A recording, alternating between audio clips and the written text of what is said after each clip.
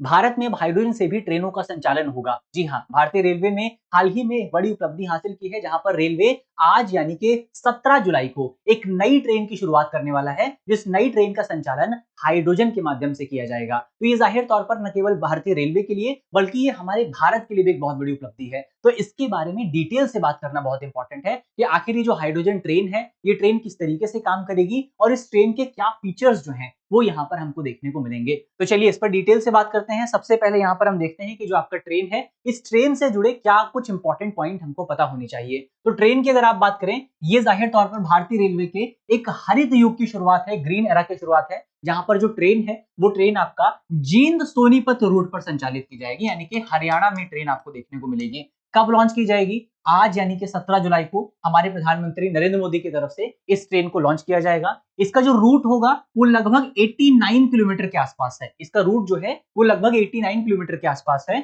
जींद से सोनीपत हरियाणा के बीच में ट्रेन का संचालन किया जाएगा। इसकी जो क्षमता है लगभग 2600 यात्रियों की है, यानी कि क्षमता में कोई गिरावट आपको देखने को नहीं मिली है। और लगभग 10 कोच जो हैं वो यहाँ पर आपको इस पूरे ट्रेन में देखने को मिलेंगे। तो ये ओवरऑल ट्रेन के बारे में आपको याद रखना है, कुछ फीचर्स यहाँ पर आपको याद रखने हैं। अब हम बात करते हैं भारतीय रेलवे का इतिहास क्या रहा है, भारतीय रेलवे किस तरीके से एनर्जी में लगातार ट्रांजिट करता रहा है, किस तरीके से लगातार रेलवे जो है वो स्वच्छ ऊर्जा की तरफ ट्रांजिशन करता रहा है, उसके बारे में बात करते हैं। अगर आप रेलवे के शुरुआती चरण को याद करें तो आपको याद होगा शुरुआत में रेलवे का जो संचालन होता था, ट्रेनों का जो संचालन होता था, वो कोयले के माध्यम से किया जाता था। कोयले के माध्यम से पहले ट्रेनों का संचालन होता था, फिर हम डीजल के माध्यम से ट्रेनों का संचालन करने लगे। तो शुरुआत का जो चरण था उसमें कोयला और डीजल का इस्तेमाल होता था। लेकिन इनकी सबसे बड़ी दिक्कत क्या थी? इनकी सबसे बड़ी दिक्कत ये थी कि इनमें बहुत ज्यादा एमिशन, बहुत ज्यादा उत्सर्जन आपको देखने को मिलता था। उसके बाद रेलवे ने ट्रांजिट किया, उसके बाद रेलवे में जो ट्रेनों का संचालन होने लगा वो इलेक्ट्रिक ग्रिड के माध्यम से होने लगा। इलेक्ट्रिक ओवरहेड, जो आपके ओवरहेड इलेक्ट्रिक ट्रेन हैं वो आपको देखने को मिलने लगी। तो अभी वर्तमान समय में भारत में जो अधिकांश ट्रेनों का संचालन हो रहा है उसमें उनका संचालन इलेक्ट्रिसिटी के माध्यम से होता है। और अब रेलवे जो है वो अपने नए युग में प्रवेश कर रहा है, अपने नए एरा में प्रवेश कर रहा है, जहां पर हम हाइड्रोजन का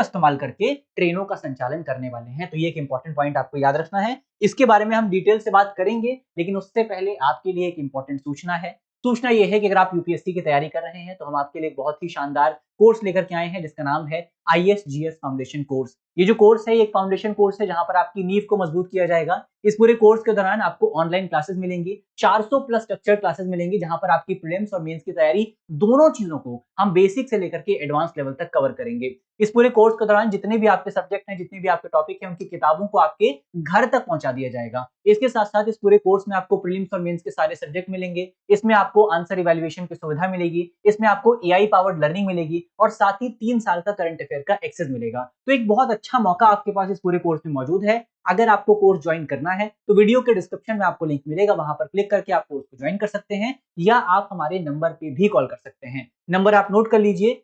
87501 इस नंबर पर आपको डिटेल से जानकारी मिल जाएगी। चलिए हम यहां से बढ़ते हैं आगे और बात करते हैं कि जो तीनों टेक्नोलॉजीज का हमने डिस्कशन किया, चाहे वो आपका डीजल टेक्नोलॉजी हो, चाहे वो इलेक्ट्रिसिटी का इस्तेमाल करके ट्रेन चलाना हो, या हाइड्रोजन टेक्नोलॉजी हो, तीनों टेक्नोलॉजी में डिफरेंस क्या है, क्या अंतर आपको देखने को मिलेगा और कौन सी टेक्नोलॉजी ज्यादा बेहतर है, उस पर एक बार हम बात करते हैं। सबसे पहले अगर आप डीजल टेक्नोलॉजी की बात करें, डीजल टेक्नोलॉजी में पावर सोर्स क्या होता है? डीजल टेक्नोलॉजी में मुख्य तौर पर आपका ईंधन को जलाया जाता है, आपका जो जो जो जो ईंधन है, जो फ्यूल है उसको जलाया जाता है और फ्यूल को जलाने के बाद ऊर्जा उत्पन्न होती है। इस ऊर्जा का इस्तेमाल करके हम ट्रेन का संचालन करते हैं। तो ये हमने देखा डीजल इंजन हो गया। डीजल इंजन में किस चीज का एमिशन होता है? डीजल इंजन की सबसे बड़ी दिक्कत यह है कि जब आप फ्यूल को जलाते हैं तो फ्यूल को जलाने के साथ आपका बहुत ज्यादा धुआं उत्पन्न होता है, बहुत ज्यादा कार्बन एमिशन आपको देखने को मिलता है, ग्रीन हाउस गैसेस का उत्सर्जन आपको देखने को मिलता है। तो सबसे बड़ी दिक्कत क्या है डीजल इंजन के साथ, कोयले इंजन के साथ, कि ग्रीन हाउस गैसेस का एमिशन आपको देखने को मिलता है। लेकिन इसका बेनिफिट भी होता है। बेनिफिट ये है कि यहां पर आपको किसी भी ओवरहेड वायर्स की जरूरत नहीं पड़ती है, या अलग से कोई इंफ्रास्ट्रक्चर स्थापित करने की जरूरत नहीं पड़ती है। आप बस रेलवे लाइन को बिछा दीजिए, वहां पर ट्रेन का संचालन शुरू हो जाता है, क्योंकि ट्रेन अपने आप में स्वतंत्र होती है। ट्रेन अपना कोयला, ट्रेन अपना डीजल जो है वो अपने साथ लेकर के चलती है। तो ये हमने देखा कि आपका डीजल ट्रेन कैसे काम करती है। फिर इलेक्ट्रिक ट्रेनों की अगर आप बात करें कि इलेक्ट्रिसिटी से ट्रेन कैसे चलती है, उसमें ऊर्जा का जो स्रोत होता है वो आपका ग्रिड बिजली से आता है, ग्रिड पावर से आता है। यहाँ पर सबसे बड़ा फायदा क्या होता है? सबसे बड़ा फायदा ये है कि इसमें आपको प्राइमरी एमिशन जो है वो जीरो देखने को मिलता है, यानी कि जहां पर ट्रेन का संचालन हो रहा है वहां पर कोई एमिशन नहीं होता है। लेकिन इसका ये मतलब नहीं है कि ट्रेन में एमिशन नहीं होता है। ट्रेन में भी एमिशन होता है, क्योंकि बिजली बनाने के लिए आपको कोयले का इस्तेमाल करना पड़ता है। बिजली बनाने के लिए आप कोल का इस्तेमाल करते हैं, और भारत में 70% जो बिजली बनती है वो कोयले के माध्यम से बनती है। तो 70% बिजली जब कोयले के माध्यम से बनेगी तो इसका मतलब ये है कि कहीं ना कहीं तो उत्सर्जन हो रहा है। वहां पर उत्सर्जन नहीं हो रहा है जहां पर ट्रेन चल रही है, लेकिन कहीं ना कहीं तो हो रहा है। तो एक तो ये आपको देखने को मिलता है इसमें। लेकिन इसके सबसे बड़ी दिक्कत ये है कि यहाँ पर आपको जो इलेक्ट्रिक ट्रेन है उसको संचालित करने के लिए आपको ओवरहेड वायर्स बिछाने पड़ते हैं। आपको बहुत बड़ा इंफ्रास्ट्रक्चर लगाना पड़ता है, आपको पूरे वायर्स बिछाने पड़ेंगे, बहुत सारी चीजें लगानी पड़ेंगी, तब जाकर के आप ट्रेन को संचालित कर पाएंगे। अब हमारा तीसरा आता है हाइड्रोजन ट्रेन। हाइड्रोजन ट्रेन की अगर आप बात करें, इसका जो ऊर्जा का स्रोत होता है, ये अपना ऊर्जा का स्रोत अपने साथ लेकर के चलती है। इसमें जो आपके इंजन मौजूद होते हैं वहीं पर बिजली का निर्माण होता है, उसी बिजली के माध्यम से ट्रेन चलती है। इसमें सबसे बड़ा फायदा ये है। दूसरा फायदा ये है कि यहाँ पर आपको कोई एमिशन देखने को नहीं मिलता, कोई भी आपका जो ग्रीन हाउस गैस है उसका उत्सर्जन नहीं होता है, जो आपका कार्बन है उसका उत्सर्जन नहीं होता है, धुएं का उत्सर्जन नहीं होता है। तो किस चीज का उत्सर्जन होता है? यहाँ से भाप निकलती है, स्टीम निकलती, पानी निकलता है, इतना ही यहाँ पे जो है उत्सर्जन होता है। और इसका एक और फायदा ये है कि यहाँ पर इस ट्रेन को संचालित करने के लिए आपको अलग से कोई इंफ्रास्ट्रक्चर लगाने की जरूरत नहीं पड़ती है, आपको अलग से कोई अवसंरचना नहीं लगानी है। आप ट्रेन को स्वतंत्र तौर पर संचालित कर सकते हैं, केवल आपको ट्रेन की पटरियां बिछानी पड़ती हैं, बाकी ट्रेन आप उस पर संचालित कर सकते हैं। कोई अलग से वायर, कोई अलग से अवसंरचना, कोई ग्रिड लगाने की आपको जरूरत नहीं पड़ती है। ये एक बेनिफिट आपको इसमें देखने को मिलता है। तो तीनों को अगर आप कंपेयर करें, तीनों के कंपैरिजन के आधार पर ये कहा जा सकता है कि हाइड्रोजन ट्रेन जो है वो हर मानक पर आपको सबसे ज्यादा बेहतर नजर आएगी। तो ये एक इंपॉर्टेंट पॉइंट हमने देखा।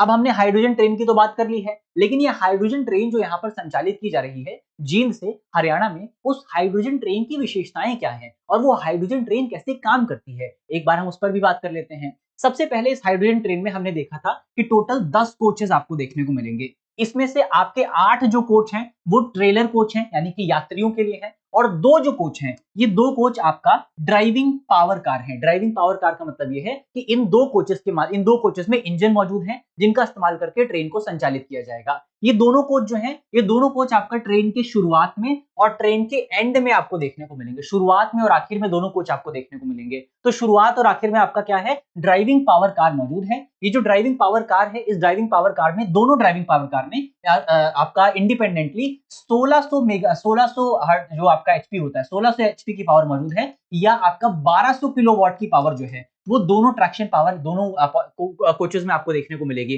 तो इसमें भी आपका 1200 किलोवाट की पावर है और इसमें भी आपका 1200 किलोवाट की पावर है।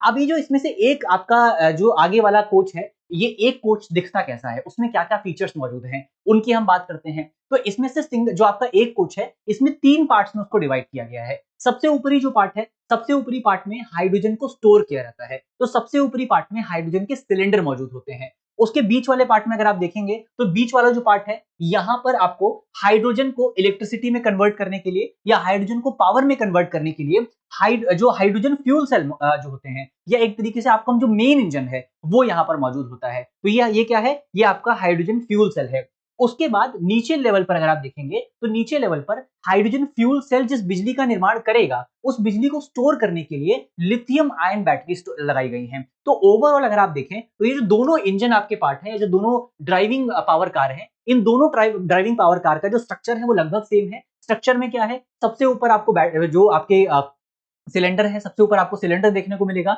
उसके बीच में अगर आप देखें, उसके बीच में आपको देखने को मिलेगा जो फ्यूल सेल है, जहां से बिजली बनाई जाएगी, और उसके नीचे आपको मिलेगा फ्यूल सेल से बनी हुई बिजली को स्टोर करने के लिए जो लिथियम आयन बैटरी आपको चाहिए होती है, वो लिथियम आयन बैटरी आपको तीसरे नंबर पर मिलेगी। अब यहाँ पर इन तीनों में से जो सबसे इंपॉर्टेंट है वो है आपका फ्यूल सेल। ये फ्यूल सेल कैसे काम करता है, इसके क्या फीचर्स रहते हैं, वो एक बार हम यहाँ पर देख लेते हैं। तो फ्यूल सेल की अगर आप बात करें, फ्यूल सेल में क्या होता है? फ्यूल सेल एक प्रोसेस है जिसमें सबसे पहले आपको एक इनपुट देना पड़ता है। सबसे पहले आपको एक इनपुट देना पड़ता है, यानी कि रॉ मटेरियल देना पड़ता है। अब रॉ मटेरियल क्या होता है? 2 चीजें यहाँ पर रॉ मटेरियल की तरह इस्तेमाल की जाती हैं। एक आपका हाइड्रोजन इस्तेमाल होता है, दूसरा आपका ऑक्सीजन इस्तेमाल होता है। तो क्या दोनों चीजों को हमको साथ लेकर के जाना पड़ता है? ऐसा नहीं है, हमको केवल हाइड्रोजन साथ लेकर के जाना है। ऑक्सीजन तो वातावरण में मौजूद है, उसी ऑक्सीजन का हम इस्तेमाल कर सकते हैं। तो यहाँ पर हाइड्रोजन को हम साथ लेकर के जाते हैं, वातावरण के ऑक्सीजन को लेते हैं और इसको फ्यूल सेल को दिया जाता है। फ्यूल सेल को इसको दिया जाता है। फ्यूल सेल के अंदर एक प्रोसेस होता है, एक केमिकल प्रोसेस होता है,